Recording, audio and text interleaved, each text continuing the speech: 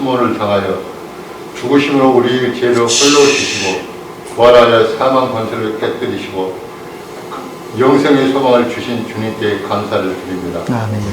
우리가 날마다 주님을 시인하고 고백하는 참된 삶이길 원합니다. 사랑의 하나님, 그러나 아직 믿음이 부족해서 우리는 죄를 떨쳐버리지 못하고 여전히 죄 가운데 있을 때가 너무 많습니다. 아버지. 주여 우리의 죄를 용서하여 주시고 우리를 불쌍히 여겨 주시옵소서. 아멘. 힘들고 어렵고 공고하게 살아가는 영혼들을 위로해 주시고 악한 세력들로부터 우리를 보호해 주시옵소서. 아멘. 소망의 하나님, 이 시간 믿지 않는 자들은 이 봄날에 세상 것을 즐기고 있으나 부활의 주님을 믿는 저희들은 이 거룩한 성전에서 부활의 주님을 바라봅니다.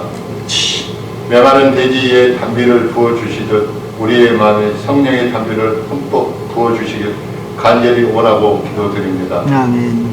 십자가의 보혈로 새롭게 하여 주옵소서.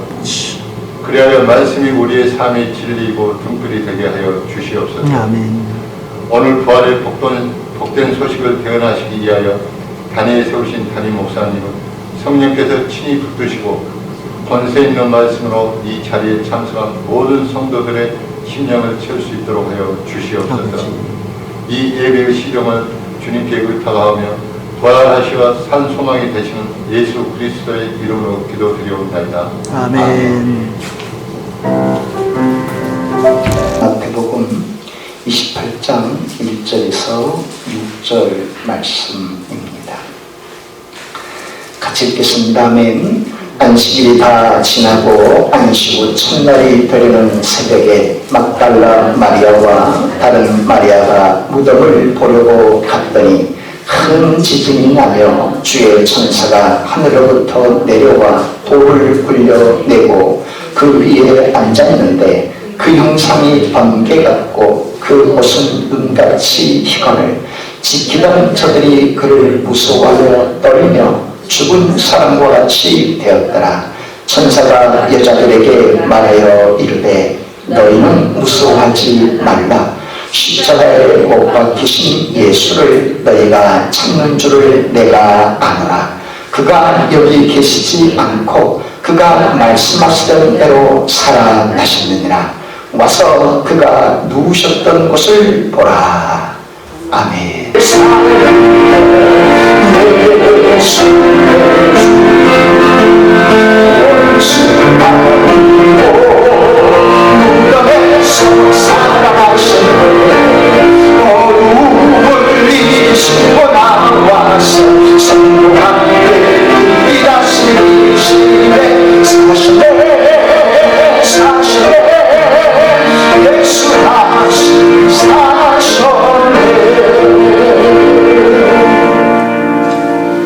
고난주간인 지난 한 주간 동안 예수님께서는 참으로 많은 일을 겪으셨습니다. 주일날에 어린 나귀를 타고 예루살렘 성으로 입성하셨죠.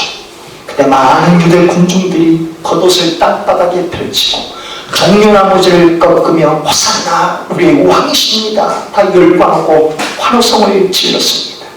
다음날 예수님께서는 예루살렘 성전을 찾아 성전을 청결케 하셨고 열매 없는 무화과나무를 조주하셨을 때 그 무화과 잎이 말라버렸습니다. 성전과 무화과는 별개의 것을 뜻하는 게 아니라 이스라엘 백성들의 마음과 열매 맺지 못하는 이스라엘 백성들의 삶을 가리키는 것이요, 더 나아가 우리 자신의 더럽혀진 심령, 우리 삶에 열매가 없는 삶을 일깨워 주신 것이었습니다. 화요일날 예수님께서는 당대의 지도자들이 퍼붓는 질문을 받으셨죠. 내가 도대체 누구의 권세로 성전을 청결케 하는 것이냐? 율법 가운데 어떤 율법이 제일 큰 것이냐? 7형제가 죽고 막내가 큰 형수와 살았을 때 천국에서는 누구의 아내가 되겠느냐? 로마 황제 가이사에게 세금을 내는 것이 옳으냐 그러냐? 이런 세상의 관점의 질문을 예수님이 받으셨을 때 예수님은 이 세상의 관점이 아닌 천국의 관점, 영생의 나라의 관점으로 그들에게 대답해 주셨죠. 수요일날 예수님께서는 배단이 나사로의 집에 머무셨습니다. 다만 수요일날 아무런 행적도 드러나지 않아서 그날을 침묵의 날로 여깁니다. 하지만 우리는 알고 있지요. 항상 기도하고 낙심치 말아라 하신 예수님께서는 당신의 가르침 그대로 아무런 행적이 없으셔서도 그날 줄곧 기도하셨다는 사실을 말입니다. 목요일날 예수님께서는 정말로 긴 하루를 보내셨습니다. 예수님께서는 제자들에게 예루살렘 시내 다락방 하나를 준비하도록 하셨고, 그날 제자들을 다 불러 모아 친히 예수님께서 대야에 물을 떠서 제자들의 발을 닦아 주셨습니다. 그리고는 이내 당신의 살과 피를 기념하는 성찬식을 거행하시면서 제자 강화의 시간을 가지셨죠. 너희도 서로 섬기고 사랑하여 세상 사람들이 너희가 내 제자인 것을 알도록 해라 하면서 말입니다. 그리고 제자 강화의 시간이 끝난 그 저녁에 예수님께서 베드로와 요한과 야고보를 데리시고 감람산에 올라가 기도를 하셨습니다. 그 겟세마네 동산에서 땀방울이 핏방울이 되도록 기도를 끝마치셨을 때 이스가랴 가룟 유다가 데리고 온 대제사장의 군졸에 예수님이 체포당하셨죠. 그때 베드로와 요한 야고보는 주행랑을 치고 말았습니다. 그때부터 예수님께서는 금요일날 날이 새벽이 밝아오기까지 대제사장의 뜰로 빌라도 총독의 법정으로 헤롯 대왕의 법정으로 질질 끌려가시면서 5번의 법정에 거쳐 신문을 받으셨죠. 그리고 날이 새어오자 예수님은 육중한 십자가를 짊어지고 골고다 언덕길을 향하셨습니다. 힘에 지치고 밤을 새서 기도하며 이 법정 저 법정으로 끌려간 피곤에 지친 예수님께서는 중간에 쓰러지고 마셨죠. 그때 구련의 출신의 시몬을 대신 십자가를 짊어지고 올라가겠는데 오전 9시에 예수님께서는 그 육중한 십자가 위에 누우셔서 양손에 양발에 대못이 박히셨고 머리에 가시 멸관을 쓰셨습니다. 그 9시로부터 저녁 12시에 그쳐 예수님께서 탄식하며 그렇게 받아들이셨고, 그리고 저녁 12시부터 오둠이 내리까지 되니 오후 3시에 예수님은 숨을 거두셨습니다. 숨을 거두기까지 십자가에서 7마디 남기셨는데 우리는 지난 주간 동안 가상치란 십자가 위에 남기신 7마디 말씀을 아침마다 묵상하지 않았습니까? 혹시 기억하고 계신 분이 있습니까? 가상치른 대로 하루라도 내가 그렇게 살려고 몸부림치고 애쓰신 분이 계십니까? 예수님께서 말씀하신 가상치란 첫 마디 말씀은 그것이었습니다.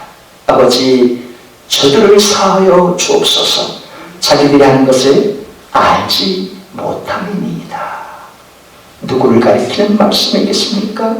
십자가 아래 예수님을 조롱하고 희롱하던 로마 군병들, 대제사장과 서기관들과 바리새인과 유대 군중들을 향한 말씀이요 동시에 우리 자신을 향한 말씀이셨습니다. 십자상에서 두 번째 남긴 말씀은 내가 진실로 진실로 내게 이르니 오늘 내가 나와 함께 낙원에 있을 것이다. 이 말씀은 예수님과 함께 십자가에 못 박힌 오른편 강도를 향한 말씀이었습니다. 그 강도는 왼편 강도처럼 처음에 예수님을 조롱했지만 예수님은 자신들과는 다른 분임을 깨닫고서 돌아가 십자가의 죽음 너머의 지옥의 고통이 얼마나 크다는 것을 깨달았던 그가 예수님 나를 기억해 주시고 나를 구원해주세요 하고 외쳤을 때 예수님께서 그 오른편 강도를 향해 말씀하시는 것이었습니다. 그로 인해 그 오른편 강도는 예수님과 더불어 낙원에 들어간 첫 번째 사람이 될 수 있었습니다. 이것은 그 오른편 강도뿐만 아니라 우리를 향한 말씀 아니겠습니까? 늦게라도 예수님을 영접하여 구주로 믿는 사람들 누구든지 간에 그는 다 낙원에 있을 것이라는 말씀 말이죠. 가상칠한 세 번째 말씀은 여자여 보소서 아들입니다. 보라 내 어머니다. 육신의 어머니인 마리아를 향한 말씀이자 그 옆에 사도 요한에게 요한아 네 어머니야 이제부터 너의 어머니로 섬기고 봉양하도록 해라 하신 말씀이었습니다. 그 말씀은 오늘을 살고 있는 우리 자신을 향하는 말씀이요 우리와 함께 예배당에서 예배 드리는 권사님, 집사님, 형님, 누님, 청년, 동생들 주님 안에서 한 가족으로 섬기고 사랑하는 말씀 아니겠습니까? 그 말씀을 나누면서 신앙군 도초가 고향인 안산제일교회 고은 목사님의 그 간증을 나눴습니다. 그 목사님이 어느 성도의 초청을 받아 갈빗집에 식사를 하러 갈 참이었습니다. 차를 몰고 나가는데 교회 앞에 자기 어머니가 양말을 팔고 있는 모습이 비춰졌죠. 82세 된 그 어머니가 자기 교회 앞에서 양말을 팔고 있으니 얼마나 부끄러웠겠습니까? 성도들이 알면 파렴치한 목사라고 다 손가락질할 것 같아. 밥을 먹으라 하다 말고 혼자 다시 돌아왔습니다. 그리고는 어머니 이러시면 안 돼요 하는데 그 어머니인 줄 알았던 그분이 고개를 딱 돌리는데 누구시오? 나는 아들이 없는데 하고 말하는 것이었습니다. 그러자 속으로 안도의 한숨을 쉬면서 아니에요. 제 어머니도 12살 때 아버지가 돌아가셔서 그때부터 행상을 하며 저희 자식들을 키우고셔서 제 어머니인 줄 알고 그랬어요. 어머니 이거 모두 주세요. 제가 살게요. 그러나 그 할머니가 말했죠. 아니요. 다 살 필요는 없어요. 그래서 공 목사님이 아니에요. 제게 다 주시고 집에 가서 어서 쉬세요. 하고 말하고 그것을 다 사고 밥을 먹고 집에 돌아와 사모님에게 보여주는데 사모님이 그랬죠. 여보 이게 뭐예요? 왜 이렇게 양말이 많이 사왔어요? 어디서 사왔어요? 그래서 그 목사님이 말합니다. 여보 아무 말 하지 말고 그냥 신읍시다. 감사하니까 그냥 신읍시다 라고 말했던 것이죠. 바로 그때 성령님께서 그 목사님께 묻더라는 겁니다. 얘야 내 어머니가 누구냐? 내 형제자매가 누구냐? 내 어머니가 그곳에서 장사를 안 하는 것이 그 기쁘고 감사하다냐? 눈물 나도 감사하다냐? 거기 있는 모든 어머니들이 내 어머니야. 내 자식만 생각하고 내 어머니만 생각하면 어떻게 내 자녀일 수 있겠느냐? 모두가 내 어머니요 모두가 내 형제요 모두가 너의 자매 아니더냐? 그 음성을 듣는데 얼마나 부끄러웠던지 회개했다는 목사님입니다.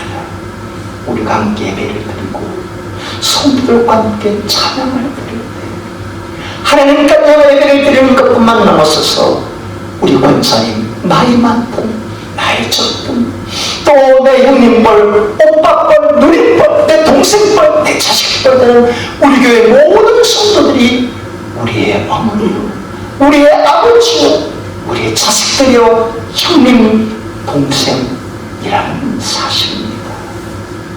뭔가 무거운 것을 들고 올 때 어머니 제가 들게요.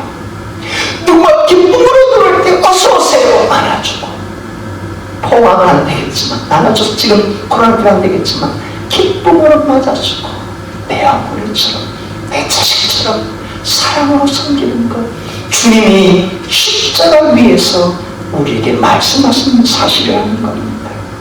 가상시간 네 번째 말씀은 엘리에게 라마 사박타니 나의 하나님 나의 하나님 어찌 나를 버리셨나이까.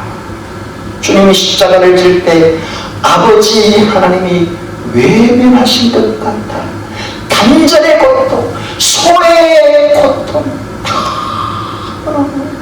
괴로워서 말씀하신 것이지만, 주님이 그 단절의 고통을 겪으셨기에 우리와 하나님 사이를 연결시켜 줄 수 있었던 것이죠. 가상치라는 다섯 번째 말씀은 내가 목마르다, 육신적인 고통의 극명한 사실을 외친 말씀이었습니다. 주님이 목마르셨기에 우리가 육신적으로, 영혼적으로, 정신적으로 목마르지 않도록 주님이 우리의 목마름을 대신 담당하셨다는 뜻입니다. 가상실은 여섯 번째 말씀은 다 이루었다.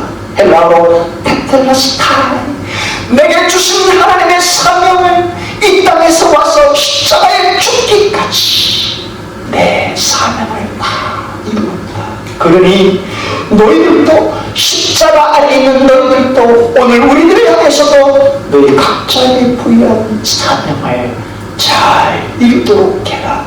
부모는 부모의 사명으로, 회사의 직급에 맡은 자에서 직급 맡은 사명을 성실하게, 자식은 자식의 사명으로, 학생은 학생의 사명을 이루며 각자의 사명을 다 하며 하나님께 영광 돌고 부모의 기쁨이 되도록 해라 하는 말씀 아니겠습니까?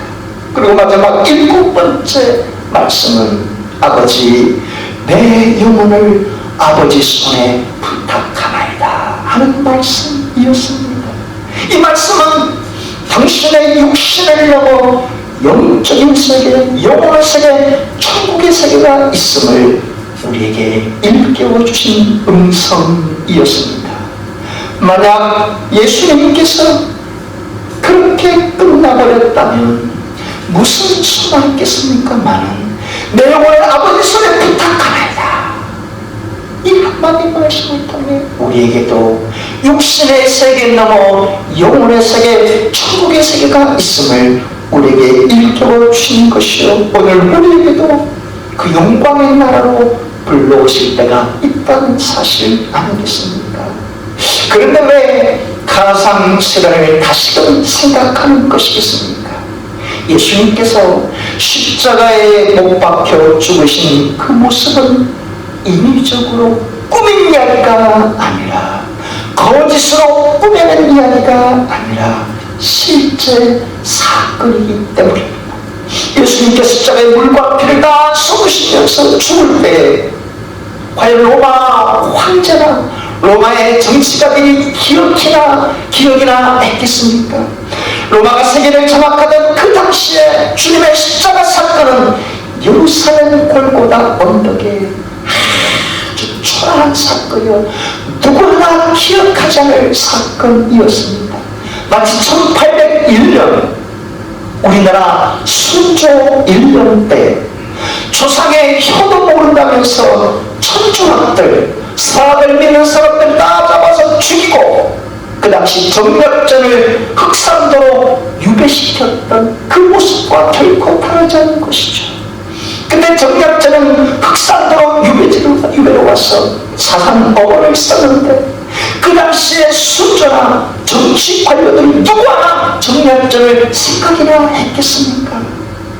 초하에 묻혀져 끝나버린 인생이라고 다들 담담해버렸겠죠. 그 모습처럼 로마의 황제나 당시 정치가들이나 유대 권력자들 그 누구 하나 골고다 언덕에서 십자가에서 못 박혀 피 흘려 죽으시고 숨을 거두신 그 사건에 대해 누구 하나 생각조차 하지 않았다는 사실입니다. 그러나 딱 한 분, 오직 한 분, 그분은 십자가에 박힌 예수님을 절대로 잊지 않고 기억하고 계셨습니다. 누구이겠습니까? 성부 하나님 아버지 아니겠습니까? 하나님께서는 당신의 아들 예수, 독생자 예수가 자신의 뜻을 받들어 인류를 구속하기 위해 십자가에 죽으시기까지 결코 한순간도 잊지 않고 바라보시고 함께 아파하셨을 것이면 두말할 나위가 없습니다. 예수님의 그 죽으심이야말로 오늘 저와 여러분들이 하나님 아버지의 자녀로 살 수 있는 길을 열어주셨기 때문에 말입니다. 할렐루야, 축복합니다. 그런데 예수님께서 십자가 위에 일곱 마디를 남기시는 것으로 끝나버렸다면 어떻게 되겠습니까? 만약 그렇게 숨을 거두는 것으로 끝나버렸다면 우리에게는 영원한 소망이 없는 것 아니겠습니까? 만약 그렇게 끝나버렸다면 이 세상에 예수를 믿고 교회에 다니고 예배를 드리고 함께 찬양하는 그 모든 모임이 헛된 모임이지 않겠습니까? 만약 그렇게 끝나버렸다면 이 세상에 우리는 가장 미련한 자요 어리석은 자일 수밖에 없습니다. 하지만 십자가 위에서 못 박혀 죽으신 예수님께서 6시간 만에 죽으신 예수님께서는 시체 가운데 다시 살아나셨다는 사실입니다. 죽은 지 사흘째 되는 새벽 미녀에 예수님께서 부활하신 것이었죠. 바로 그 사실을 오늘 본문에서 그리고 사복음 전체를 통해 일깨워주고 있습니다. 안식일 곧 금요일이 지나고 안식 후 첫날 곧 토요일이 지나고 주일 새벽 미녀에 예수님께서 무덤을 찾으러 예수님의 무덤을 찾으러 사람들이 있었습니다. 본문 1절에 나오는 그 무리들처럼 막달라 마리아와 다른 마리아들이 예수님의 시체를 보고 찾아왔던 것이었죠. 왜냐하면 예수님의 시신이 급격하게 훼손되거나 부패하지 않도록 방부제를 뿌려주기 위함이었던 것입니다. 그런데 벌써 그 동굴 무덤의 문이 열리는 것을 발견했습니다. 하나님께서 보내신 천사들이 그 무덤을 열어 제치게 한 것이었죠. 그 천사들을 보는 마리아들은 깜짝 놀랄 수밖에 없었죠. 그때 그 천사가 뭐라고 하는지 본문 5절에서 6절 말씀을 다시 한번 같이 읽겠습니다. 아멘. 천사가 여자들에게 말하여 이르되 너희는 무서워하지 말라. 십자가에 못 박히신 예수를 너희가 찾는 줄을 내가 알아. 그가 여기 계시지 않고 그가 말씀하시던 대로 살아나셨느니라. 와서 그가 누우셨던 곳을 보라. 그 천사들은 그 여자들에게 무서워하지 말아라, 당황하지 말아라, 벌벌 떨지 말아라. 십자가에 못 박혀 죽으신 예수님을 너희가 찾는 줄 다 알고 있다. 그런데 그분이 여기 계시지 않고 그분이 이미 말씀하신 대로 다시 살아나셨느니라. 그러면서 그분이 시체 가운데 누우셨던 차례를 와서 봐보라 라고 천사들이 말하는 것이죠. 한마디로 말해 예수님께서는 죽은 시체 가운데서 다시 살아나셨다는 사실입니다. 그런데 여기에 살아나셨다 하는 이 헬라어 단어가 에게이로, 이 말은 깨름, 스탠드업, 일어서다는 뜻입니다. 잠자다가 아침에 일어나는 그런 단어입니다. 그런데 분명 부활하다라는 헬라어 단어 아나스타시스가 있었습니다. 그러나 오늘 본문에 들어가는 사복음서에 다 에게이로라는 단어를 썼습니다. 이유가 무엇이겠습니까? 부활하다, 죽은 시체 가운데 다시 살아나다. 2000년 전에 이 사람들은 이해할 수 없는 말이었기 때문입니다.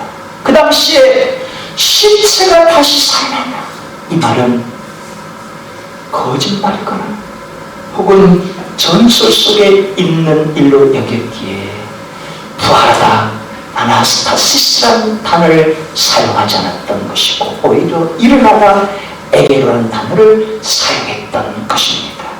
그런 상황에서 마태나 마가나 누가나 요한이나 이 사도행서의 기자들은 다 아나스타시스, 예수님이 부활하셨다, 이 단어를 쓴 게 아니라 에게이로, 일어나셨다라는 단어를 써서 모든 사람들이 공감할 수 있도록 일깨워줬던 것입니다. 그러나 예수님께서 일어나셨다고 해서, 다시 살아나셨다고 해서 가사 상태에서 거짓 죽음 가운데서 다시 살아나는 것입니까? 아니죠. 오전 9시에 십자가에 못 박히신 그분이 12시 정오를 거쳐 오후 3시에 6시간 만에 물과 피를 다 쏟으시고 숨을 거두셨습니다. 그야말로 죽은 자 가운데서 다시 살아나신 것이죠. 죽은 자라고 하면 그래도 고상한 말처럼 들립니다. 하지만 죽은 자란 헬라어로 네크로스, 시체, 시신을 가리키는 말입니다. 예수님의 부활은 허무맹랑한 거짓말이나 가사 상태나 전설 속에서 살아나는 게 아니라 실제로 다시 살아나셨다는 뜻입니다. 시체란 인생이 끝나버린 걸 말하지 않습니까? 시체는 병풍으로 가릴 수밖에 없죠. 이제는 이 생에 넘어올 수 없고 저 생으로 넘어간 사실을 알고 있기 때문에